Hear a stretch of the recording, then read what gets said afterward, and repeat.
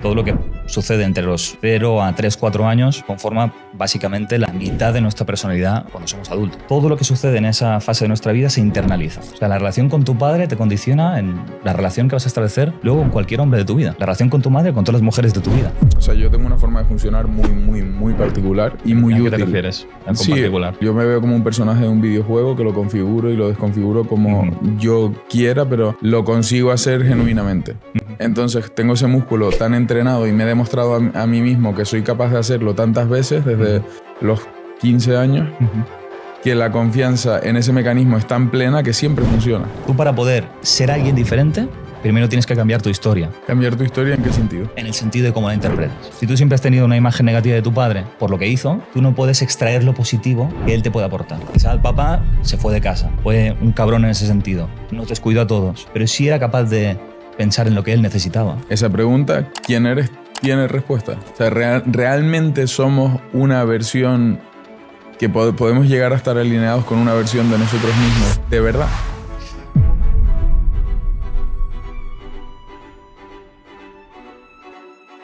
Bueno, estamos grabando, David. Bienvenido. Muchas gracias, Pedro. Gracias por la oportunidad. Me gusta mucho tu contenido, la verdad. ¿Sí? Lo he consumido bastante. Ahora me gustaría comentar un par de cositas, pero creo que lo propio sería que te presentaras un poco de cara a la audiencia y antes de presentarte yo creo que lo vas a hacer mucho mejor. Así que, seguramente, ¿no? Para ubicar mejor, ¿no? Sí, creo que un poquito, ¿no? No, bueno, yo mi nombre Aparte que el término es... Me sigue costando. ¿Cómo es? O es sea, bioneuroemoción. Bioneuroemoción. Sí, hay que pensar en biología, neurología y emoción. Bien. Y cómo se conjugan esos tres elementos, básicamente, ¿no? O sea, no es tan difícil. No es tan difícil, pero cuando lo juntas... Pero si me voy luego a tomar algo con mis amigos y digo, no, acabo de grabar un podcast de bioneuroemoción... Ahí y llevas 2 flautas, ya te va a costar. A partir de la tercera, sí. Sí, ya te va a costar. Pues básicamente se llama bioneuroemoción porque conjugamos esos tres elementos y tratamos de profundizar sobre todo en lo que es la interacción entre nuestra neurología en términos de nuestras creencias, nuestras estructuras de pensamiento, etcétera, etcétera. Cómo eso influye también en el cuerpo y el vehículo que es el emocional, que tiene un papel trascendental en todo esto, ¿no? Entonces, bueno, mi nombre es David Corbera y el proyecto es Enric Corbera Institute, donde Enric es el fundador y básicamente nos dedicamos a hacer una divulgación y la formación de este método, la bioneuroemoción. Y llevamos ya, básicamente 20, 25 años con el proyecto. Y básicamente, para que se entienda este término, que pasa un poco eso, ¿no? Que empiezas a mirar las redes y puede costar de entender, ¿no? Porque tocamos muchos temas, mucho contenido, pero básicamente la bioneuroemoción es un método de carácter humanista que se enfoca sobre todo en mejorar la autoconciencia, ¿sí? Autoconciencia entendida como el conocimiento que tú tienes acerca de ti mismo, ¿no? De cómo es tu subjetividad, cómo funcionas, ¿no? Cuáles son tus tendencias de comportamiento, cuál suele ser tu personalidad habitual, cómo son tus sistemas de creencias, cómo tu pensamiento opera, ¿no? De forma habitual. Y sobre todo hay una cuestión más importante que es ¿por qué eres así? O sea, ¿qué factores hay subyacentes que te han hecho que Pedro sea de una manera y no de otra, ¿no? Y entender ese por qué, entender cuál es el trasfondo que se ha construido para que tú termines manifestando una personalidad y no otra, creo que es el kit de la cuestión, porque cuando tú puedes hacer consciente todos esos factores, entonces es cuando estás en disposición de cambiarlos. Y ese trabajo de hacer consciente todo ese sustrato inconsciente es parte de nuestra labor. Porque entonces solo, y esto es algo que me gusta decirlo, porque creo que a la gente a veces se le exige responsabilidad, se le exige... se habla mucho de la libertad que tiene el individuo, pero en realidad, si atendemos a contenidos que nos puede ofrecer pues, la neurociencia y determinadas ramas de la psicología, terminamos entendiendo de que tenemos un bagaje, una programación, podríamos decir, que nos condiciona muchísimo en cualquier decisión o cualquier acción que tomamos, ¿no? Entonces, ser muy consciente de eso, de por qué somos así, ¿no? Es una pregunta existencial que se hace mucha gente, ¿no? ¿Por qué soy así, no de otra manera? Cuando entendemos el por qué, entonces estamos, como digo, en disposición de cambiarlo. Bien. Y ese es básicamente nuestro trabajo. Sí, luego entraremos ahí, que me parece muy curioso esa parte de cambiarlo de capa, digamos, de lo inconsciente a pasar a ser lo consciente para poder de alguna forma utilizarlo a nuestro favor siempre, entiendo, ¿no? Pero algo, o sea, de los meses que llevo consumiendo tu contenido, algo que me llamó la atención al principio, pero después dije, claro, es que seguramente no funciona como yo creía, es lo rápido, o sea, por ejemplo, en tus vídeos de YouTube a veces traes personas, ¿no? Sí. que te cuentan y les respondes enseguida muy rápido. Y digo, pero claro, esto... Normalmente yo soy un partidario de las respuestas lentas, de quedarse pensando, del silencio. Creo que el silencio está como muy estigmatizado, pero no hay problema, ¿no? Si nos quedáramos aquí en silencio pensando una respuesta, no habría ningún problema. Pero claro, me recordó también a cuando me viene un emprendedor y me dice, Pedro, es que y le respondo enseguida, porque digo, es que reconozco los mismos patrones en todo el mundo. Entonces creo que a nivel emocional, a nivel de este tipo de situaciones, todos y cada uno de nosotros pensamos que tenemos una situación particular, irrepetible, que aquí no ha estado nadie más, pero yo supongo que desde tu punto de vista, con tu experiencia ya, reconoces patrones enseguida, dices... Es esto. O sea, no es que tú seas desconsiderado hacia esa persona, sino que tú tienes tanto conocimiento de lo tuyo que ya sabes captar más rápidamente pues, por dónde pueden ir los tiros, qué es lo que le está pasando y demás. Y creo que esta última reflexión que has hecho es muy acertada, que nos pensamos que nuestra problemática es única y subjetiva y que lo que nos ha pasado solamente nos ha pasado a nosotros. Y cuando indagas un poco más, sí que cada una tiene sus particularidades y es importante entrar en el mundo subjetivo de la persona para conocerlo en toda su integridad. Pero en esencia es el mismo patrón que se repite de manera incesante pues, una y otra vez, etcétera, ¿no? Con diferentes personas. Entonces, cuando tú sabes reconocer esos patrones, puedes identificarlos mucho más rápidamente.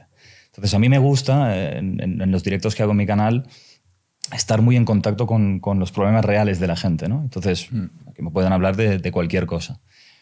Pero trato de dar respuesta rápida también porque partimos de una presuposición, una premisa que nos diferencia bastante de otras metodologías psicológicas, y es que tratamos de que la persona no me cuente su historia, no me cuente sus conjeturas, sus explicaciones, el por qué creo que me pasa lo que me pasa, y esto lo hacemos todo el mundo, es decir, tú tienes un problema y tú te das unas explicaciones de por qué te sucede lo que te sucede.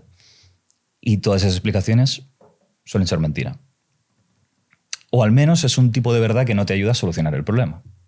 Entonces, qué mejor que dejar que tú no me expliques todo eso para poder encontrar una versión diferente de los hechos.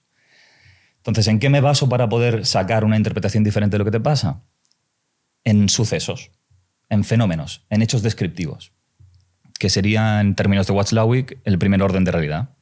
Por ejemplo, no hace falta cuestionar que tú y yo estamos en este estudio, el sillón es marrón, etcétera, ¿no? Pero un segundo nivel de realidad es si yo te caigo bien, si el sillón es bonito, o si pues, todas esas capas de subjetividad que se añaden a ese primer orden de realidad, ¿no? Eso que podemos estar todos absolutamente de acuerdo. Entonces, todo lo que está construido por encima hay que desestimarlo, porque es un tipo de explicación, un tipo de interpretación acerca de esa realidad que es tuya. Y eso es parte del problema. Si aparte de los problemas que tenemos es porque nos comportamos de una manera, vamos a llamar, incoherente, pensamos toda una serie de cosas que a veces también nos limitan mucho, pero en el campo de la percepción también interpretamos las cosas de una manera que en realidad no son así. Y la interpretación siempre se puede cambiar. Y yo creo que aquí viene muy bien, si me lo permites, Pedro, explicar un poco cuál es el funcionamiento de lo que es la percepción, ¿no? Porque la gente se piensa que la percepción es pues un acto pasivo de captar datos o información sensorial que viene de nuestro alrededor, y la neurociencia ya ha demostrado que esto está muy lejos de ser verdad, sino que hay una premisa fundamental, que es que la percepción está muy ligada con nuestra memoria. O sea, la memoria juega un papel trascendental en cómo percibimos la realidad. Y se ha demostrado que el cerebro es más un aparato que funciona de manera predictiva, o sea, trata de predecir lo que hay fuera, en lugar de simplemente informarse de lo que hay. ¿No? Es como si el cerebro tratara de adelantarse a lo que va a haber, como una forma de adaptarse al medio, ¿no? Esto por un lado, ¿no? La percepción está muy ligada a la memoria. Pero luego hay que añadir otro elemento, que es que la memoria Pero incluso la memoria, entendida no solo como nuestros recuerdos, sino como la memoria que está implícita dentro de nosotros, tus vivincias, lo que has sentido, ¿no? La memoria a largo plazo, ¿no? Claro. O sea, que puede estar tu infancia que prácticamente ni recuerdas. Tu infancia aquí, está ¿no? contigo. De hecho, Gerald Edelman, que es un premio Nobel, tiene una obra que se llama El presente recordado. Y trata de transmitir con ese título eso, ¿no? Que al final estás en tu presente, pero tus esquemas neuronales, ¿no? Todos esos patrones de percepción siguen estando contigo allá donde vas. Y esa parte de la infancia es muy importante. Entonces, la percepción está muy influenciada por la memoria. ¿Y qué recuerdas? Pues lo que te genera un impacto emocional. O sea, solo recordamos aquello que nos emociona. O sobre todo lo que nos emociona. Y si a esta segunda premisa le añadimos una tercera, que es en qué fase de nuestra vida recibimos sobre todo impactos emocionales, pues lo que tú decías, en la infancia, en los primeros años de vida. Se sabe que todo lo que sucede entre los 0 a 3, 4 años conforma básicamente la mitad de nuestra personalidad cuando somos adultos, ¿no?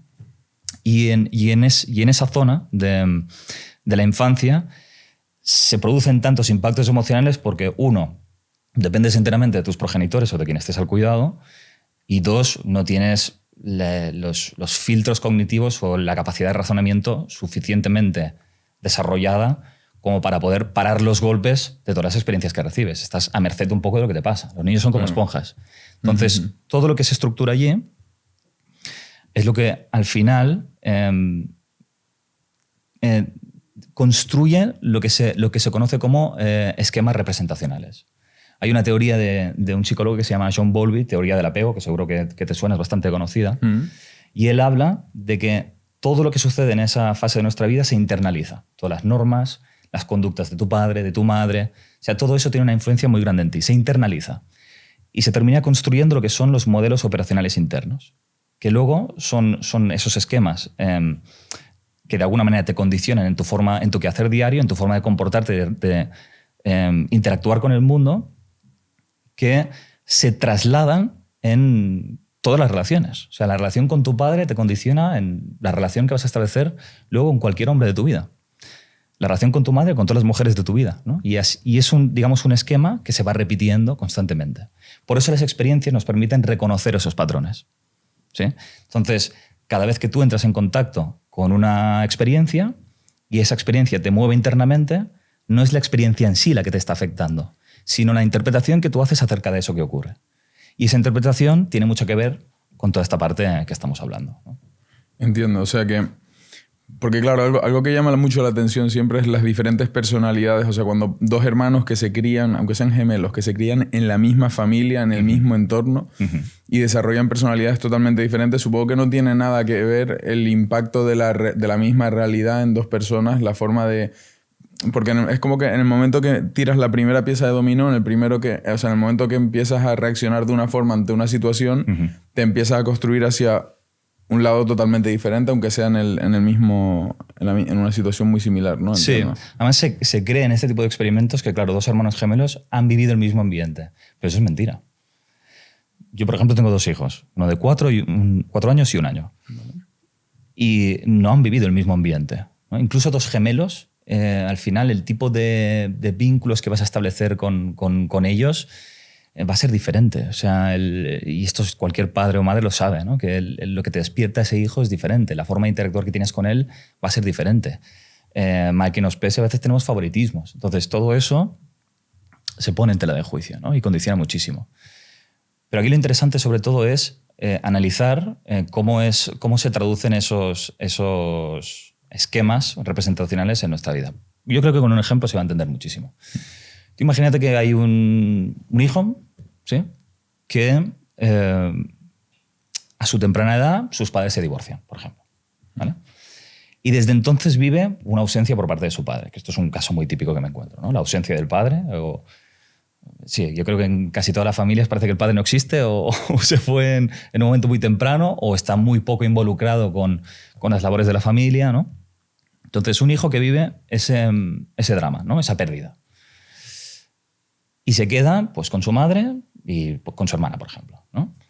Y desde entonces su papel pasa a ser el hombre que sí sabe escuchar, atender y estar al cuidado de su madre. Esto pasa muchísimo. Sí. ¿No? Que es, voy a hacer esa función que en cierto modo necesita mamá para que todos estemos bien. Sí, porque como depende de ella, el hombre de la casa. el hombre de la casa. ¿No? Haces una sustitución y terminas ocupando una posición bajo unos términos que tú consideras que son los adecuados. ¿Quién marca lo que es adecuado en ese momento? La respuesta de tu madre. Si todo lo que tú haces a ella le sienta bien, tú ya internalizas que eso es lo que tienes que hacer. Entonces eso, que te puede servir allí, primero para sobrevivir en términos emocionales y segundo para adaptarte un poco a lo que los demás esperan de ti, eso puede luego condicionar el tipo de relaciones que vayas a establecer en la edad adulta. Entonces ese hombre, cada vez que se junte con una mujer, por ejemplo, va a tener esa tendencia de estar súper atento a lo que necesite, escucharla en todo lo que sea, priorizar sus necesidades antes que las suyas, y puede estar sufriendo, digamos, el lado negativo de ese patrón de conducta, que es encontrarse en relaciones donde hay un exceso de demandas por su parte o mujeres que se encuentran muy necesitadas y está él con el síndrome de salvación, ¿no? Del salvador. Claro. Eso podría ser una internalización que luego te condiciona en tus relaciones. Claro. A mí lo que me llama mucho la atención, o sea, por ejemplo, ya que estamos hablando un poco de parejas, es que creo que no hay una situación perfecta como tal, ¿no? O sea, esa persona tendrá que encontrar, es verdad que las situaciones extremas igual pues son complicadas de casar, ¿no? Entre comillas, Sí. pero al final es encontrar a alguien que tenga un perfil de desarrollo, de personalidad, no sé cómo decirlo, que encaje con el desarrollo que has tenido tú en tu vida, supongo, ¿no? Claro. O sea, no hay una situación idónea. No, y es que además yo creo que lo importante de la relación es que se vaya construyendo con el tiempo, ¿no? Y tú al principio tienes pues, determinadas expectativas, ¿no? O puedes idealizar a esa persona y considerar que casáis en los términos que tú estás diciendo y luego te encuentras un panorama completamente diferente. Yo creo que lo importante aquí, sobre todo en términos psicoanalíticos, algo que creo que frustra mucho a las relaciones de pareja, es que tú siempre haces una especie de proyección hacia esa persona. Es decir, a ti te llaman la atención determinados elementos. Por ejemplo, tú imagínate que tú conoces a una chica o un chico y te sobresalta el hecho de que sea alguien muy sociable, ¿no? Que se relaciona con todo el mundo, que tiene muchos amigos, etc. Te llama la atención eso, ¿no? Entonces, en términos psicoanalíticos, lo que se está produciendo es que tú estás proyectando una característica hacia esa persona que tú consideras que no tienes o que en cierto modo es reprimido, ¿no? Por eso se juntan complementarios. Lo que sucede al final con las parejas es que esa cualidad que al principio te atraía y te enamoraba, luego, a fuerza de no desarrollarla en ti, te genera rechazo, ¿no? Y lo que al principio era, qué guay, que eres súper sociable, luego eres un pesado porque quieres estar con todo el mundo menos conmigo. ¿Por qué? Porque tú te has olvidado de integrar esas características. Y esto tiene mucho que ver con la estructura de personalidad de la que hablaba Carl Gustav Jung, que es un autor que nos apoyamos muchísimo. ¿Qué sucede? Retomando un poco el punto anterior con el tema de cómo impacta en nosotros el ambiente emocional que hemos vivido en nuestra infancia.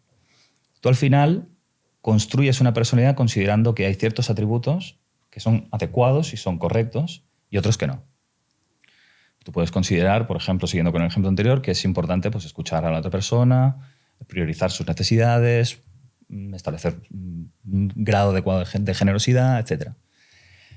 Entonces, ¿qué queda al otro lado? ¿No? ¿Qué queda en el saco? En el saco queda pues, todo lo opuesto.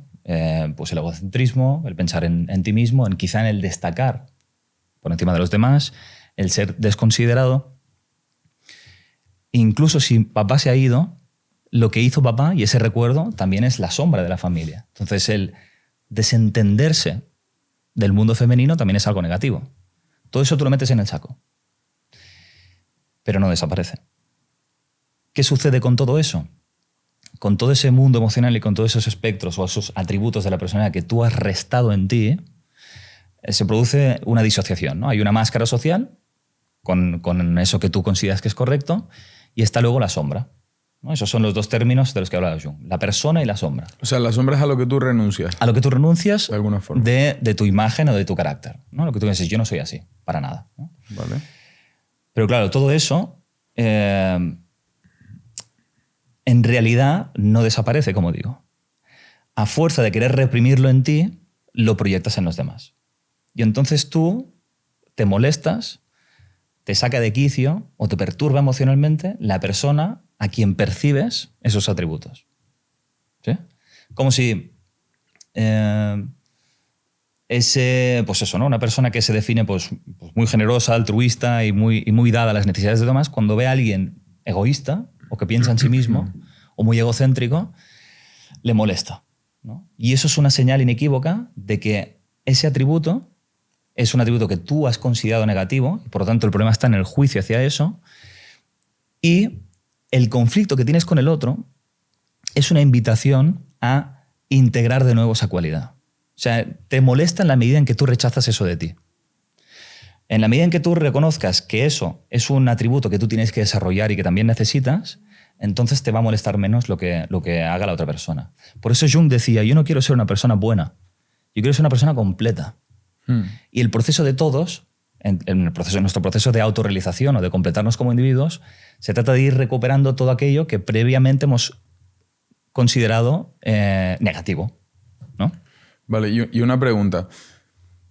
Para desarrollar un contrario, es decir, por ejemplo, una persona introvertida y que quiere ser, o que dice, oye, renuncio a esta parte de mí, yo no me siento introvertido, me he criado en un entorno, por ejemplo, en el que me han invitado a ser, o he estado forzado a ser introvertido por el contexto, pero yo no me siento identificado con esta parte de mí, entonces quiero desarrollar mis habilidades sociales, por ejemplo. Perfecto. ¿Necesariamente hay que mandar esa parte introvertida de ti a la sombra o puedes desarrollar la otra parte y tenerlas ambas sobre la mesa de forma complementaria? Ese es el propósito. Vale. El propósito sería que tú tuvieras una relación equilibrada con ambos opuestos o con ambos extremos.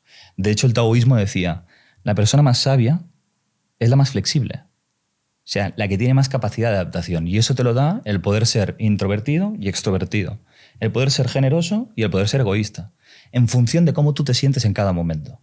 Y eso es lo importante, porque cuando tú estás frente a una situación y te sale a actuar de una manera, normalmente actúas por lo que tú consideras que deberías de hacer. Se produce como una especie de pelea entre el cerebro y el corazón, ¿no? Está lo que en ese momento siento que me apetece hacer o cómo reaccionar, pero luego esa respuesta la filtramos y no, yo tengo que comportarme así. Entonces esa pelea entre lo que debo de hacer o de ser y lo que realmente quiero hacer o ser es donde se produce el choque. Con el ejemplo que decíamos, ¿no? Ese chico que viene de un entorno donde el padre ha sido ausente y yo me encuentro pues, con relaciones de pareja, y no solamente de pareja, sino las mujeres que pueda haber en la oficina o en cualquier sitio, ¿no? Que hay esa excesiva demanda. ¿Cuál es realmente mi respuesta emocional auténtica? ¿O qué es lo que yo necesito? Desentenderme de todo eso. Pero eso lo asocio con la imagen paterna de alguien que no tiene en cuenta a la mujer. Por eso no me permito ser así, porque me recuerda a ser como papá. Y como tengo ese juicio hacia él, lo que no quiero es acercarme a lo que representa. Por eso tú poder incorporar ese atributo implica resignificar tu pasado. Hasta que tú no mires tu historia y cambies los juicios que tenías y empieces a ver el lado positivo de tu padre, empieces a ver el lado negativo de tu madre y tengas un juicio imparcial hacia ellos, ¿me explico? Puedes ver el lado positivo y negativo de todos ellos. En esa misma medida, tú no puedes incorporar ese atributo y ejercerlo. Entonces, tú para poder ser alguien diferente, primero tienes que cambiar tu historia. Y este es el punto interesante, ¿no? ¿Cambiar tu historia en qué sentido? En el sentido de cómo la interpretas. Vale. Si tú siempre has tenido una imagen negativa de tu padre por lo que hizo, vale, tú no puedes extraer lo positivo que él te puede aportar de su forma de ser. Entonces, quizá el papá se fue de casa, fue un cabrón en ese sentido, nos descuidó a todos, pero sí era capaz de pensar en lo que él necesitaba, sí era capaz de priorizar sus necesidades ante los demás, sí era capaz de decir lo que pensaba a pesar de ser una opinión contraria a los demás. Quizá tenía toda una serie de fortalezas que tú no eres capaz de ver por tu juicio, que a veces ni tan siquiera es el tuyo, es el de mamá que has interiorizado también. Entonces, cuando tú puedes disipar el juicio, puedes quedarte también con lo bueno.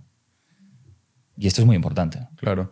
O sea, me recuerda algo que yo siempre me he referido a ello en este podcast decenas de veces y yo siempre digo que es el superpoder del ser humano, realmente el ser capaz de modificar tus mecanismos de creencias, porque a lo mejor en parte de, como lo decías tú, en tu historia está que se te dan mal las matemáticas. Y a lo mejor llevas tanto tiempo creyendo que se te dan mal las matemáticas que ya tu cabeza simplemente cuando tienes un problema de matemáticas delante lo que hace es ruido. Se te da mal, se te da mal, se te da mal, se te da mal. Si yo me pongo unos auriculares diciendo que se me da mal, tampoco me voy a concentrar para poder hacerlo, ¿no? Entonces, o sea, supongo que tú, el trabajo, el moldear un poco por donde vas, es, volviendo a lo que decías al principio, es cambiarlo de plano, ¿no? Es decir, todo esto que tú das por hecho, a lo mejor replantéalo porque a lo mejor no tiene por qué ser así, ¿no? Claro. Y tienes más fichas sobre la mesa que empezar a mover. Es algo así. Es un poco así. El trabajo. Y además, tú puedes hacer ese ejercicio de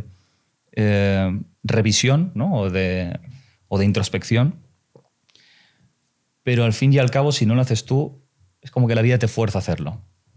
¿Me explico? O sea, la vida al final te va a traer experiencias para que tú te plantees tu forma de ser. Esto había una frase de Viktor Frankl que decía: cuando el ser humano no se ve incapacitado a cambiar lo externo, le queda el reto de cambiarse a sí mismo. Y esto pasa, ¿no? Esto pasa sobre todo en lo que Jung llamaba la crisis de la mediana edad. Porque pasamos la mitad de nuestra vida, hasta los 30, 35 años, construyendo un personaje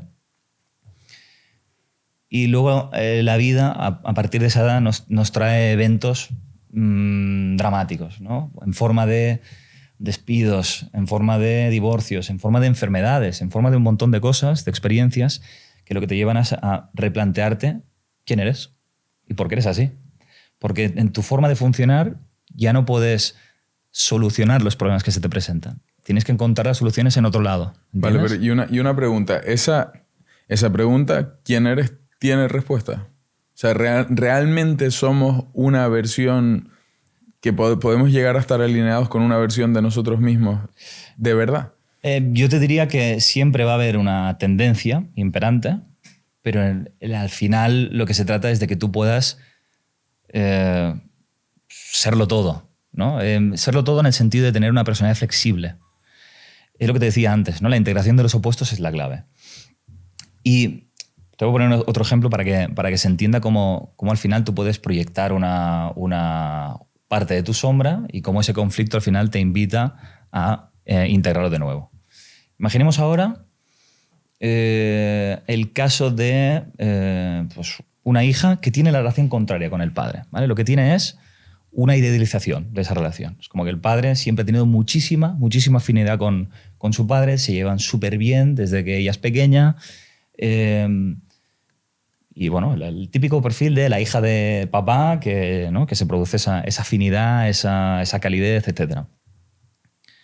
Pero, esto es un caso que me encontré hace poco, pero curiosamente esa relación levanta envidias a mamá, concretamente. Vale. Se produce con una especie de rivalidad. ¿Sí? Entonces, inconscientemente esa niña piensa, lo que tengo que hacer es rebajar la intensidad de esa relación, ¿no? Restarle importancia para yo no molestar a mamá y que ellos tengan una relación más positiva, ¿no? Porque esto ocurre con frecuencia. Esto Celos ocurre de muchísimo. madre hacia los celos hijos. de madre e hija ocurren muchísimo. Wow. O sea, hay mucha competitividad a veces entre dos generaciones. Vale. La historia, por ejemplo, de la típica peli de Disney de Enredados, que es de Rapunzel, es la historia de una madre que no quiere envejecer y que compite con la hija, ¿no? Esto se produce muchísimo. Vale. Entonces, una hija puede tomar esa decisión inconsciente frente a esa situación. Porque al final, ningún hijo o ninguna hija quiere molestar o incordiar a ninguno de sus progenitores. Al menos, sobre todo, al principio. Luego, cuando se revelan en la adolescencia, es otra cosa. Pero desde el principio sí, tú puedes creer eso, ¿no? Entonces, esa forma de relacionarse con los hombres es la que luego impera. Y de nuevo te encuentras en las relaciones adultas que ella es la segunda. Quizás se junta con hombres casados. Quizás se junta con hombres, pero que se desentienden de ella y se juntan con otras. Y ella, en cierto modo, acepta ese tipo de situaciones, porque es algo natural en ella. ¿Sí? Entonces, lo que le va a molestar en este caso a esa persona quizás sean mujeres que tengan pues, la la fortaleza o el estar siempre en una primera posición o el creer que tienen todo el derecho a disfrutar de una relación, le va a molestar todo eso. Y ella se va a sentir desplazada. Si esa mujer entiende de dónde proviene esa creencia, que puede ser una creencia de yo no quiero ser la primera mujer para no molestar o para no interferir en una relación de un tercero, cuando tú te das cuenta de dónde vienen esos patrones, entonces, lo que decíamos al principio, estás en disposición de cambiarlos. Por eso Jung decía, hasta que tú no hagas consciente lo inconsciente, el inconsciente va a dominar tu vida y entonces lo llamarás destino.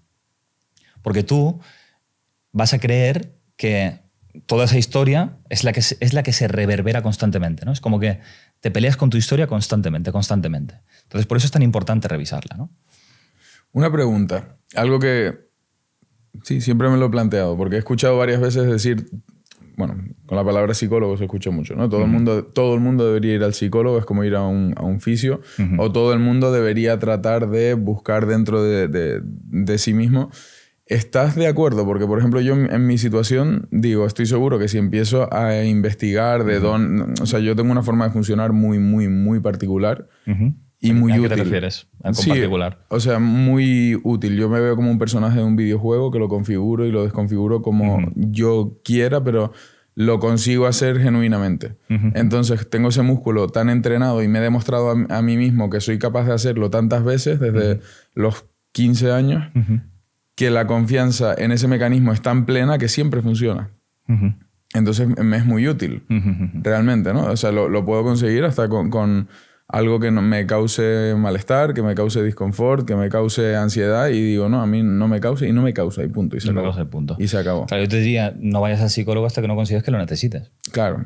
Por eso digo, porque a mí lo que me da miedo es decir, vale, yo me siento muy bien conmigo mismo, me siento... Que no me cambien eso, ¿no? No, digo, es que a lo mejor empiezo a tocar botones y a tirar de pequeños hilos y me causa un problema. Yo mismo investigando y acabas como en una paranoia de decir, es verdad que yo en mi infancia sentía que...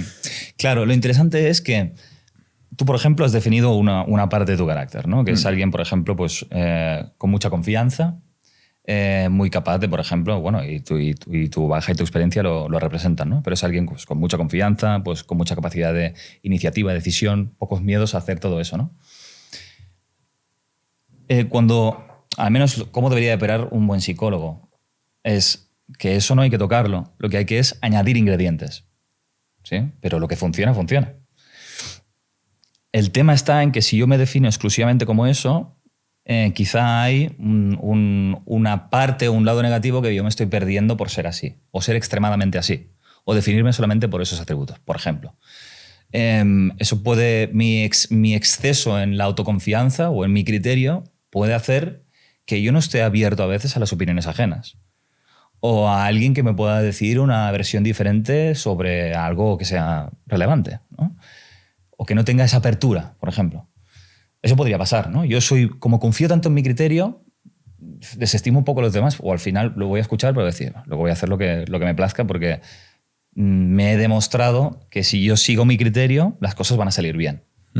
Y eso a veces puede romper ciertos vínculos, puede hacer también que sea difícil acceder a una persona con esos atributos, sea difícil acceder a tu interior, no digo tú, o sea, estoy hipotetizando, pero para que me entiendas, ¿no? Resquebrajar un poquito esa coraza para ver quién hay detrás, ¿no? Y tener pues, quizá una parte más vulnerable o más sensible o más abierta que se pueda conectar emocionalmente desde ahí, ¿no? Entonces, quizá yo me he estructurado en esa fortaleza, pero eso también a veces me deja desprovisto de relaciones que sean lo suficientemente significativas como para transformarme. Eso puede pasar, ¿no? Si digamos que sería el lado oscuro de ser solamente, de construirme solamente en la autoconfianza. ¿Y cuál sería el momento de levantar la mano? Pues en el momento en que me pueda sentir solo, o ciertamente aislado, o que nadie me entiende. Porque cuando pasa eso, es tu necesidad de conectar. Sí, para mí la duda siempre está en dónde termina el personaje. Yo he llegado o sea, el personaje que, como entendido como el personaje de un videojuego que tú configuras. Sí, es que es así. Además, es una buena analogía. No como ser un personaje falso y mostrar una cara que no es, ¿no? Sino dónde termina, o sea, hasta dónde es real y hasta dónde lo estoy creando yo de forma consciente, configurándolo a medida. Sí, yo creo que se crea de manera inconsciente. Claro, luego, es que la respuesta a la que llego es decir, es que... claro, es lo que decíamos antes, tú no has decidido ser como eres. Es uno. ¿No? Te ha salido, o sea, tú por adaptación a un ambiente emocional te has construido de una manera determinada y luego todas las experiencias que vienen después es como que te dan la razón en ser así, ¿no? Es porque esto es como una cola de experiencias que se van acumulando, ¿no? Por peldaños. Entonces, tú eres así, pero no por decisión propia. Y eso es lo interesante, porque quizá tu forma de ser ahora mismo no te está haciendo sufrir, pero otra persona sí. Y esa persona no ha decidido ser así. Por eso es importante ver qué ha pasado que me ha hecho ser como soy y qué relaciones actuales siguen manteniendo mi forma de ser. Porque no nos olvidemos, todos tenemos un origen, pero esa personalidad que hemos construido también configura un entorno social y ese entorno social nos fuerza a ser así, a establecernos en un rol.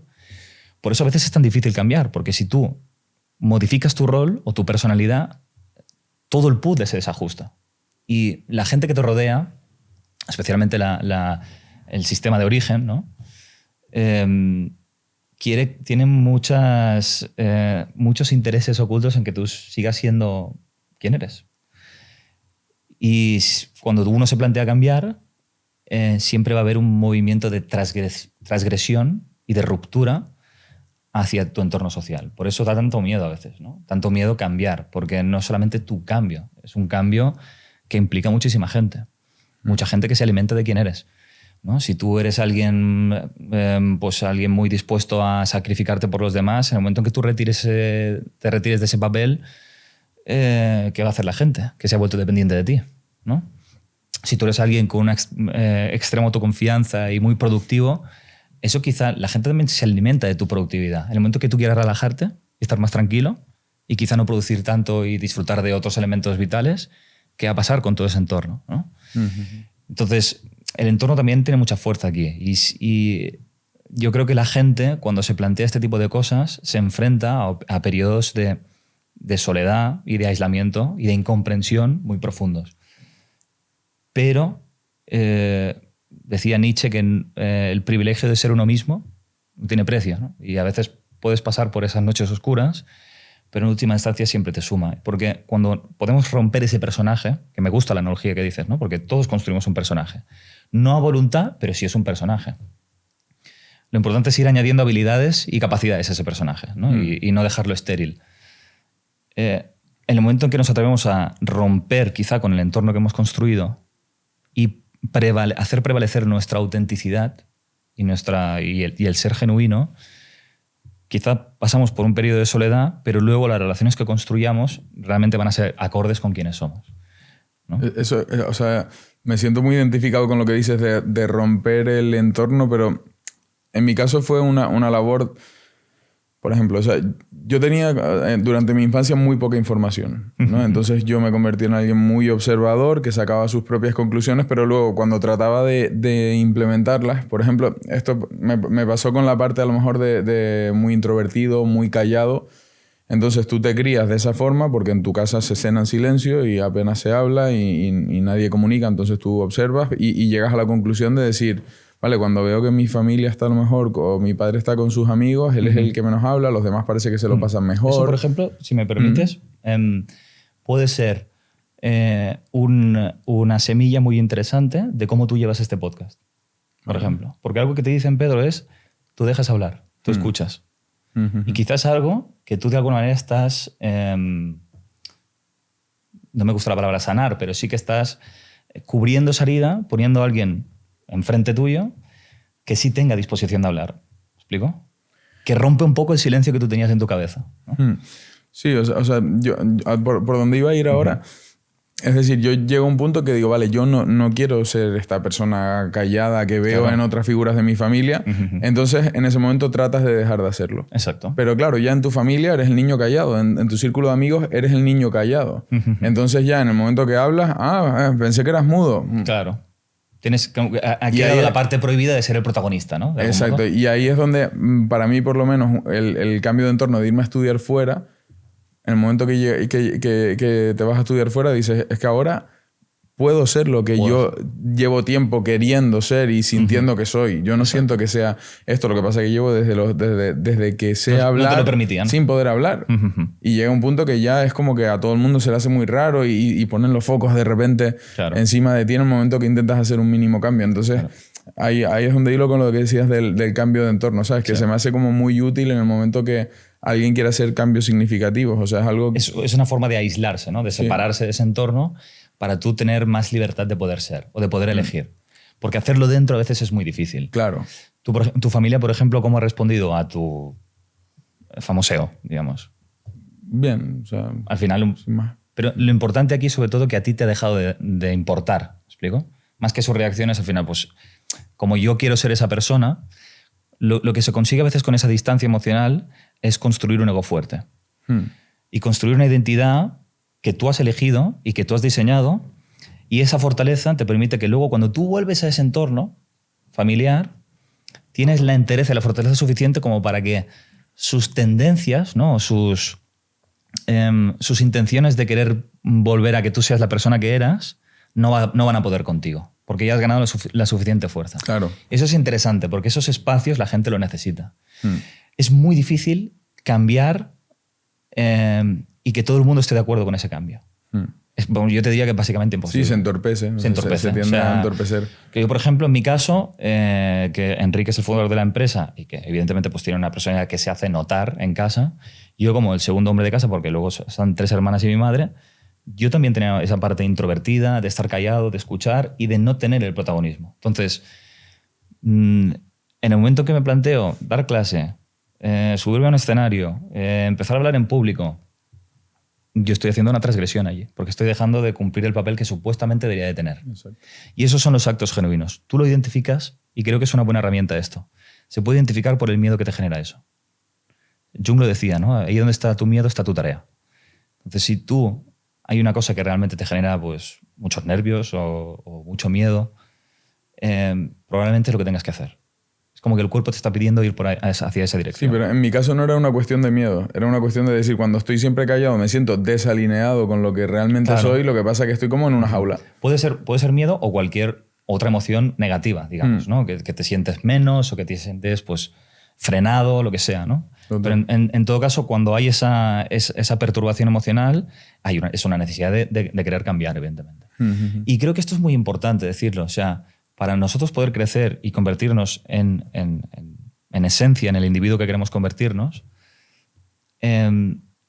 esto siempre va a ir en contra de los mandatos familiares establecidos. Porque la familia, cuando tú llegas al mundo, vuelca en ti un montón de expectativas, de deseos inconscientes, y llegas y de la pretensión es que tú cumplas con una función muy concreta, ¿no? Pues, por ejemplo, ser el padre de familia que no ha habido, o ser la persona que se iba a escuchar, o ser la mujer independiente que yo no he podido ser. O sea, un montón de cosas, ¿no?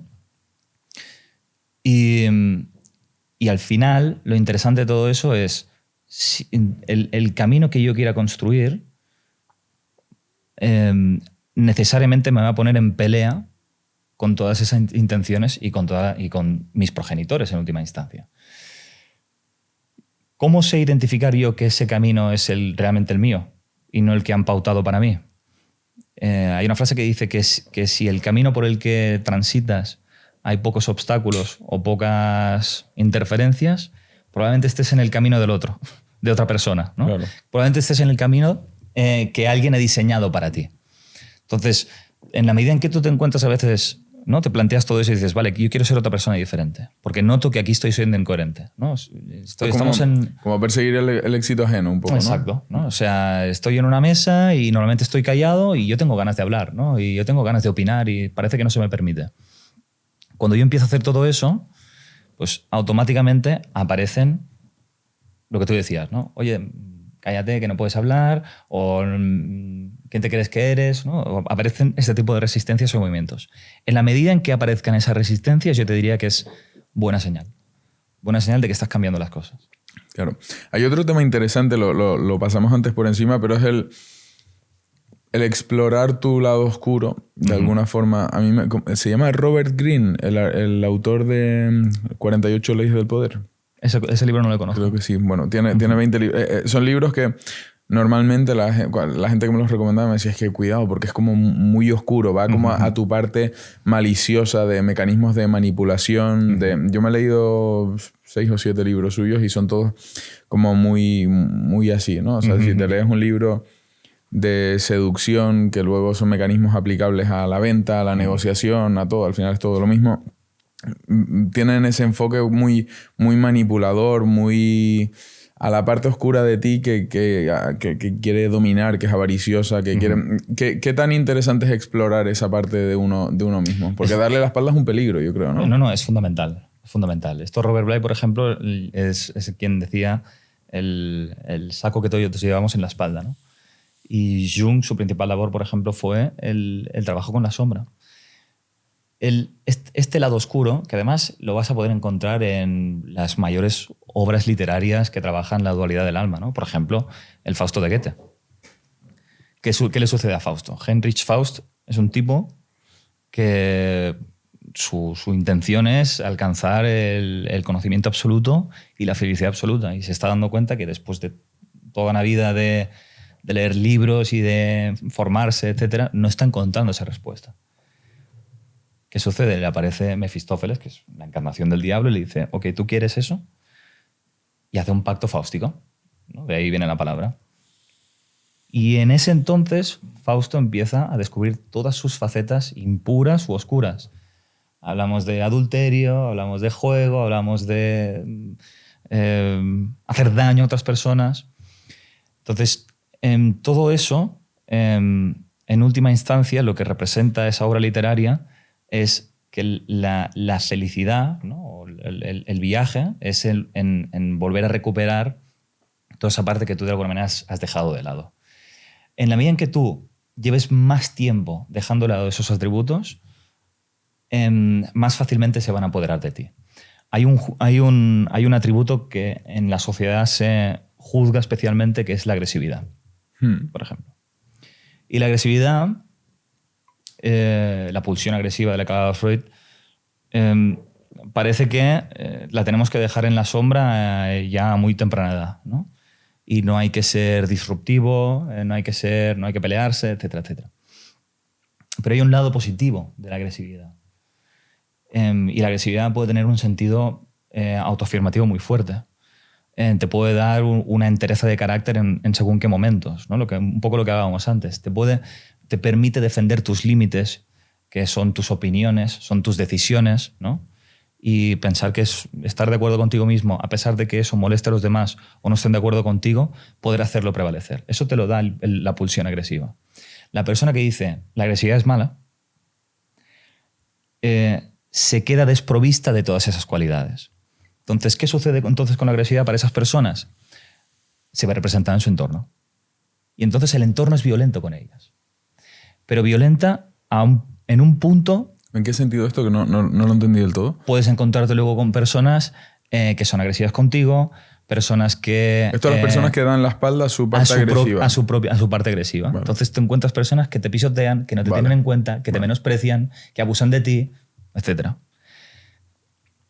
En la medida en que yo reprimo esa cualidad, va a reproducirse en mi vida de manera exacerbada. Entonces, en esos encuentros que me perturban emocionalmente, por ver personas que ejercen esa agresividad de manera desmedida, esas experiencias, si yo las sé leer adecuadamente, y volvemos a esa capacidad de reinterpretar las cosas, yo me voy a dar cuenta de que eso me molesta porque yo no estoy reconociendo mi necesidad de ser así. Y como me la reprimo constantemente, la vida me pone enfrente a personas que son muy agresivas conmigo. Porque es mi necesidad inconsciente de recuperar eso que tanto necesito para resolver luego mis problemas vitales, ¿no? Pues eso con todo. Bien, y que tu primer impulso, digamos, no llegando a ejecutarlo, pero o sea, a nivel emocional sea la agresividad, es algo inmaduro. O sea, me viene pasando a mí últimamente. O sea, la sexta, un mecanismo de manipulación de masas espectacular. Sí. Y me están poniendo, por traer a Feijóo aquí, me han llamado ignorante. Me han dicho que si hubiera un carnet de la ultraderecha tendría todos los puntos. Supremacista de género, supremacista de clase, me estaban... Las etiquetas son muy ayer fáciles, me estaban llamando supremacista de género. Me han puesto machista por todas partes, que no lo entiendo, sinceramente. O sea... Viene como un pack, ¿no? Sí, que escuchen todos los podcasts y digan. Pero claro, yo cuando escucho a un chaval, un tertuliano, llamándome ignorante, obviamente mi primer impulso es te meto una hostia, chaval, que te arranco la cabeza. Claro. Pero claro, después no lo haces. No lo hago. Pero tu pregunta es, ¿tendría valor hacer eso? No, digo, si es una respuesta inmadura por mi parte, si es algo que es normal y natural, si es algo... Porque yo, o sea, me sale rápido, pero Entiendo luego lo controlo. vas. O sea, no me ha causado ningún malestar. La gente se ha preocupado mucho por mí, los seguidores escribiéndome, mi familia. Lo único que me ha jodido es que mi madre pues lo ha pasado un poco mal, porque ella sí se preocupa, pero yo le digo, mami, estoy divirtiéndome con esto. O sea, es que me río de ellos. No tengo ningún problema, ¿no? Sí. Que es parte de esa configuración que hago yo de mi videojuego, de decir, oye, yo no voy a sentir ansiedad por esto, ni me pongo nervioso, ni nada. Pero ese primer impulso de verlo y decir, es que será hijo de puta, te meto una hostia. Claro. Eso es inmaduro, es algo a trabajar. Claro. ¿Cuál es la interpretación? Yo te diría que... es una pregunta muy interesante y además yo te diría que la respuesta siempre está en el término medio. Y el término medio es el siguiente. Es verdad que hay toda una serie de pulsiones que las silenciamos de manera automática, ¿no? Y el ejemplo que estás poniendo es muy adecuado. Entonces, la agresividad en este caso, yo creo que por la experiencia te diría que lo interesante es darle expresión a esa agresividad, pero de una manera adecuada en términos sociales. Vale. Es decir, lo que no hay que hacer es silenciarla del todo, porque eso te hace daño a ti entonces. O sea, todo lo que tú no agredes o atacas, te agredes o te atacas. Claro. Y te hace daño a ti, ¿no? Vale. O sea que la respuesta que hago yo riéndome de ellos públicamente es como mi forma de agresividad. Claro, tú lo relacionalizas y quizá vehiculas la agresividad por ahí. Pero quizá una manera de expresar la agresividad en términos sociales adecuados, que esto es un trabajo, porque el manejar la agresividad o manejar cualquier otro atributo personal requiere de tiempo y requiere de entrenamiento. Esto es como todo, ¿no?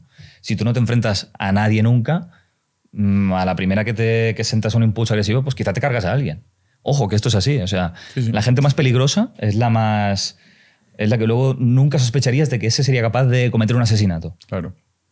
Porque hay una máscara construida en el otro lado de no ser absolutamente nada en ese sentido. Pero claro, esa agresividad se acumula y luego sale disparadísima, ¿no? Esto se ve mucho en los shootings en Estados Unidos, que después ves al estudiante que realmente entra con la metralleta y dices, este es el último que te lo esperabas. Claro, ese estudiante lleva demasiado tiempo reprimiendo esa pulsión. Entonces, se trata de saber manejarla. Cuando tú la sabes manejar, no cobra tintes tan maquiavélicos o tan extremos. La tienes naturalizada. Entonces, quizá cuando viene alguien y trata de reírse de ti o tienes esa sensación de pegarle una hostia, como tú decías, pues quizá eres capaz de decirle 4 cosas con cierta vehemencia o con cierta autoridad, pero sin sufrirlo. Y sin sufrirlo tú, pero sí le das esa expresión, ¿no? Y cada uno tiene que encontrar sus propios mecanismos. Lo que no hay que hacer es silenciarlo de nuevo. Y luego entiendo que hay una agresividad racionalizada. O sea, que dices, oye, yo no es que estén caliente, es que me preguntas dentro de una semana, me pones un papel delante y pones sí o no, y es sí. O sea, claro. Es decir, yo te veo pegándole una patada a una señora mayor en el metro y te voy a bajar a hostias. Claro. Una persona que reprima la agresividad no podría hacer eso incluso ni siquiera en esas circunstancias. Yeah. Por eso al final la agresividad no es mala per se, sino que tiene, en función de las necesidades, tú tienes que tener la capacidad para poder expresar eso. Vale. Para poder expresar esa pulsión. Te ata las manos de alguna forma. Exacto. Hay un tema que me parece muy, muy interesante que me gustaría tocar. Mencionaste la palabra al principio del podcast, la importancia de ser congruente, digamos, ¿no? Y yo, algo que creo que pasa, que es obvio, ¿no? A nivel de prácticamente todo el mundo, es que para dejar de ser congruentes o para no ser congruentes, echan la responsabilidad o depositan la responsabilidad en otras personas. Es decir, si yo fuera congruente me pondría en forma, pero como mi pareja compra galletas de chocolate, es culpa de mi pareja que yo no me ponga en forma y no pueda hacer dieta.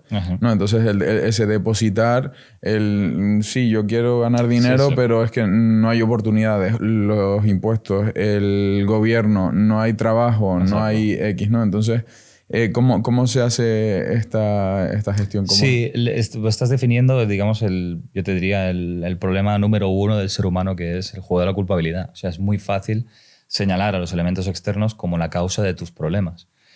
Pero volvemos a lo mismo. Si tú tienes... Yo la lectura correcta de esto sería, en la medida en que tú sientes que hay personas que te impiden hacer un cambio, eso refleja tu miedo a hacerlo. O sea, en la medida en que tú te encuentras resistencias fuera, tú tienes más miedo a hacer ese cambio. Y por eso te excusas con lo que hay. O utilizas, digamos que pones a tu disposición determinados objetos o personas para tú justificar tu miedo. Pero volvemos a lo mismo. Si tratamos de leer eso de manera adecuada, si yo me encuentro con muchos obstáculos a la hora de hacer algo, significa que tengo que hacerlo. Y si yo soy capaz de leer que todo eso lo he puesto delante para no reconocer mis propias dificultades, la película cambia completamente.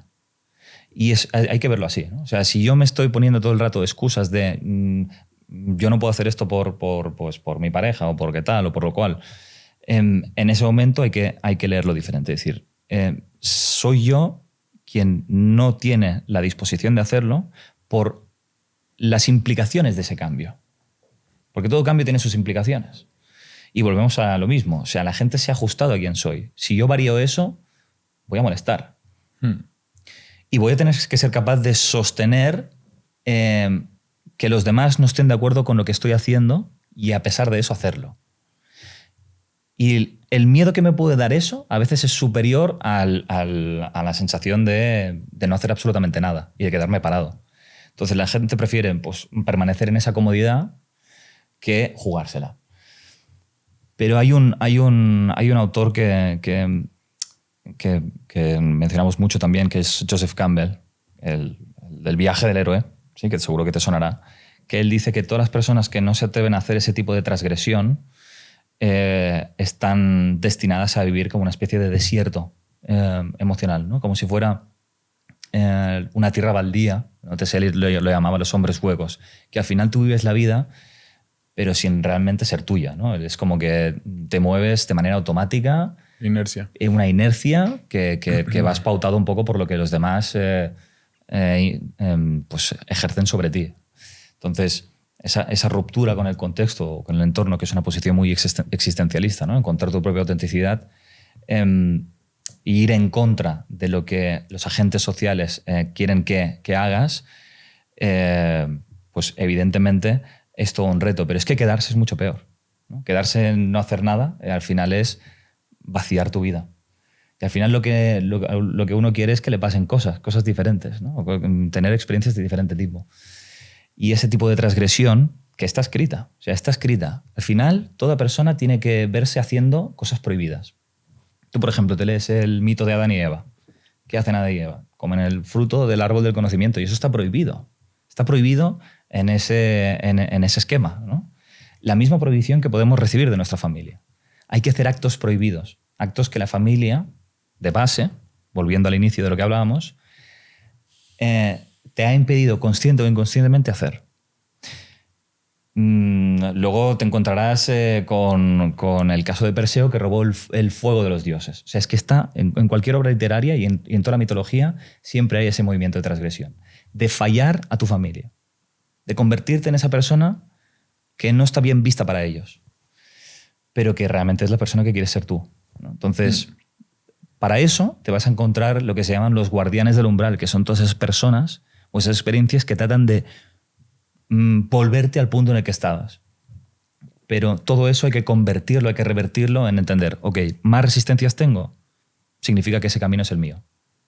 Donde hay más dificultad, o donde hay más miedo, o donde hay más nervios, o donde hay más la emoción que le quieras poner. Es que es muy triste no hacerlo, ¿eh? Dejar que pase la vida entera y nunca haber sido fiel a lo que tú querías ser realmente y después ver cómo ya se te pasó la vida, como, bueno, nunca fuiste lo que quisiste ser. Claro.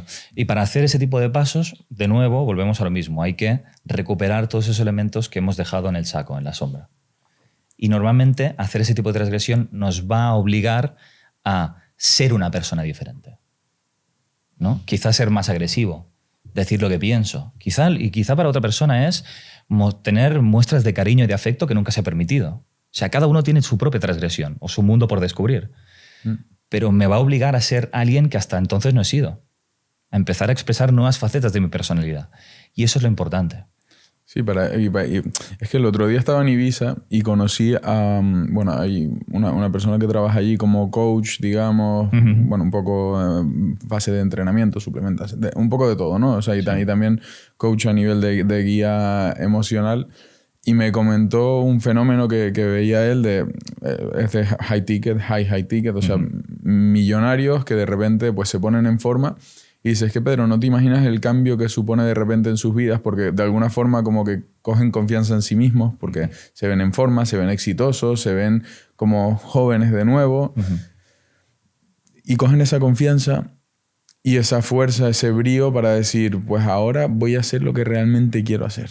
Y como que producen, o sea, no sabes por dónde explotan, ¿sabes? Algunos le dicen a su mujer, mira, ya hemos tenido hijos, los hijos ya están mayorcitos, yo ya no quiero estar contigo, ahora me apetece follar. Y, ¿sabes? Y cogen ese o sea, pero este es un caso particular, ¿no? Pero otros explotan por otro lado, como que de repente dicen, oye, a lo que quiero llegar es que hace falta como construir esa confianza, esa fuerza para decir, oye, es que hasta aquí, que ya quiero dar el paso, que no me siento alineado, no estoy contento, vivo rodando como una rueda. Normalmente inercia, ¿no? lo que pasa en estos casos es que tú lo que haces es recuperar ciertas facetas que no has cumplido en determinadas etapas de tu vida. Por ejemplo, siguiendo el caso que tú explicabas, ¿no? Quizás ese chaval o ese señor tiene el impulso por ahora estar con diferentes relaciones y demás porque en su momento no pudo. Claro. O sea, porque todos los condicionantes sociales que tuve en ese momento me llevaron quizá a una posición de hiperresponsabilidad, de, no sé, de juntarme directamente con una mujer para complacerla en todos los sentidos, porque mi disposición era esa. Y me perdí todo un mundo que tiene que ver con la fase de la adolescencia, con ampliar mi mundo social, que no pude por un exceso de responsabilidad. Entonces, en el momento que yo me siento con la confianza suficiente como para poder decidir por mí mismo, rescato esos aspectos que anteriormente había juzgado, había rechazado. Y los vuelvo a poner en el presente. Y entonces así es como que en el momento en que yo me permito experimentar esa parte, la puedo expresar.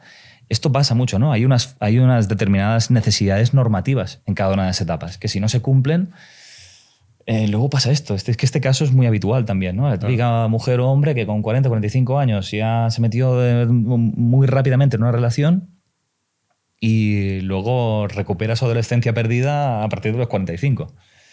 Pues eso como tantísimas cosas. Lo importante sobre todo es eso, ¿no? Al final... ¿Pero crees que es importante el ser fiel a lo que uno Yo creo que sí. quiere? Yo te diría que sí, ¿eh? O sea, que al final... Porque para esa persona, en ese ejemplo, la pulsión sexual está. Puede seguir reprimiendo. Porque hay mucha gente que es partidaria de decir, no, oye, sí, hay que estar para siempre. Claro, o sea, pero al final tú dices, mira, tengo esta necesidad o esta faceta que necesito cumplir. Y quizá te sale por, oye, mira, pues dejamos aquí la relación y hago esto porque es lo que me apetece. Pero al final, si es una respuesta genuina, hay que darle validez. Lo que sería negativo en todo caso es seguir juzgándola y seguir acomodándote en una vida que no va contigo. Porque al final también estás haciendo perder el tiempo a la otra persona. Sí. Es una forma de engañarla a tu pareja. Si tú tienes esta realidad dentro, pero por conveniencia social no lo haces, eso también es mentir. Eso también es engañar a la otra persona. Sí, por ceñirte a la cuadrícula que define la sociedad. Exacto. En esta parte del mundo. En esta parte del mundo. Entonces, si al final es un acto coherente, hay que darle la bienvenida. Yo te diría que sí. Claro. Y aquí, aparte, es que, claro, hay tantos componentes, porque luego un componente, por ejemplo, religioso. Claro. Una persona que cree, ¿no? Oye, en matrimonio hasta la muerte. Sí. Puede hacer que vivas en una jaula el resto de tu vida. Bueno, es como todo. O sea, es complejo. Es complejo, porque al final el matrimonio... Bueno, yo, por ejemplo, yo soy defensor absoluto bueno, defensor absoluto no, pero mi formato es monogamia y estoy casado, tengo 2 hijos. Yo pienso igual, o sea, creo sinceramente que al final el reto está en tú construir una relación con el tiempo en donde tú te sientas respetado. Total. Y en donde la otra persona también se sienta así. De hecho, normalmente la persona que luego recurre a tener relaciones con quien sea, normalmente es porque no tiene el espacio adecuado dentro de la relación. O sea, no suele ser un tema de yo necesito tener relaciones sexuales, sino que yo no me siento respetado como persona dentro de la relación. Yo no tengo palabra, yo no tengo voz, yo no tengo poder de decisión, yo no tengo ningún tipo de autoridad. Cuando llego a casa, todo me sobrepasa, no me tienen en cuenta. Entonces yo luego, por lo general, voy a tener necesidad de escapar de ahí. Y a veces, fíjate, puede ser una reacción genuina el hecho de tomar esa decisión y no. La misma decisión puede o no serlo, porque puede ser una forma de huida. Quizá tu reto está en saber defenderte enfrente de esa mujer y poder ganar espacio dentro de la relación. Ese es quizá un reto mayor que el primero. Quizá si no lo sabes hacer, pues te escapas. Es una forma de huida. Pero quizá la madurez emocional se trata primero de saber que no es una cuestión sexual el tema, sino que es una cuestión emocional y de sentir que yo puedo existir y ser quien realmente soy dentro de la relación y que eso sea respetado. Claro, es que esta persona que comentaba, o sea, también se apoya en tratamientos TRT. TRT, ¿no? O sea, es como un apoyo de testosterona, no es no doparte ni mucho menos, sino que es cuando pues llegas a unos niveles en los que tu testosterona empieza a caer radicalmente, pues darte un apoyo para que vuelva como a tu juventud y eso. Pero es que claro, eso engloba mucho más que el impulso sexual, engloba ese sentimiento de competencia, de decir, oye, quiero tirar del carro, entonces a lo mejor se encuentra en una situación que se le ha ido de las manos ya, ¿no? O sea, puede ser que al final, como durante tanto tiempo has construido la relación, salud, perdón, durante tanto tiempo has construido una relación de una determinada manera, te va a costar mucho cambiarla. Por ejemplo, si tú has tenido siempre durante 20 años una relación en la que tú no has tenido ni voz en tu relación, o sea, que tu palabra es completamente ninguneada, y decides, espera un momento, ahora quiero empezar a hablar, ahora quiero empezar a decidir, pues lo más probable es que la otra persona se haya acostumbrado a tu forma de ser y sea una relación difícil de cambiar. Aunque no imposible, ¿eh? Al menos habría que intentarlo. Porque quizá la otra persona se ajusta a tu nueva forma de ser, no lo sabemos. Pero llevas mucho tiempo engañándola. ¿No?